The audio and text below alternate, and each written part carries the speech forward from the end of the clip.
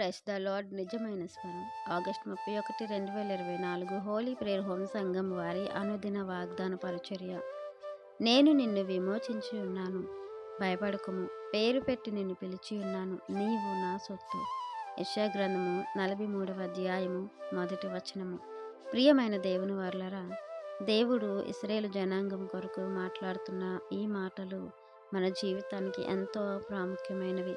ఎందుకంటే దేవుడు మనలను కూడా విడిపించుకొని, పేరు పెట్టి పిలుచుకొని, తన ప్రియ కుమారుని రక్తము ద్వారా మనలను కొనుక్కొని ఆయన సొత్తైన జనాంగంగా మనల్ని స్వీకరించారు.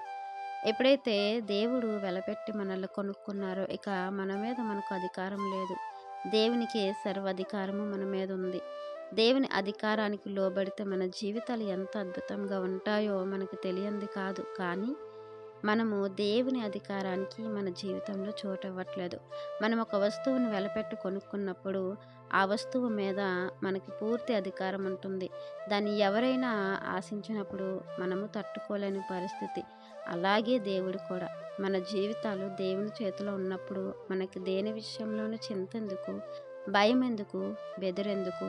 దేవుడు అదే చెప్తున్నారు. మీరు నా సొత్తైన జనము, నా చేతిలో మీరున్నారు, మీరు దేనికి భయపడొద్దు, సమస్తమును నేను సమకూరుస్తాను, ఎటువంటి కష్టంలోనైనా మిమ్మల్ని ఎత్తి పట్టుకుంటాను, మీ దరిదాపులు ఏ అపాయము రాకుండా నేను చూసుకుంటున్నాను అని దేవుడు ఎంత చక్కటి ధైర్యాన్ని మనకి ఇచ్చినప్పుడు మనము భయపడవలసిన అవసరం లేదు, దిగులు చెందాల్సిన అవసరము లేదు.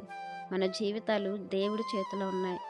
మనము దేవుని చేతిలో ఉన్నాము కాబట్టి ఆయన చేతుల క్రింద మనకు ఆశ్రయం కలిగింది. కాబట్టి ఆ ఆశ్రయానికి మనము లోబడి దేవుని మీద ఆధారపడి సమస్తమును కూడా చేయడానికి సమర్థుడైన మన దేవునికి మన జీవితం మీద అధికారం ఇచ్చి సమస్తాన్ని మనం అనుభవించలాగున, దేవుని మెండైన దీవెనలు పొందుకునేలాగున ఈ వాగ్దానం మనందరి జీవితంలో దేవుడు ఫలింప చేయాలని ఆశపడుతున్న వారు దైవజనులు బ్రదర్ పి. నెహెమ్యా గారు. God bless you. ఆమెన్.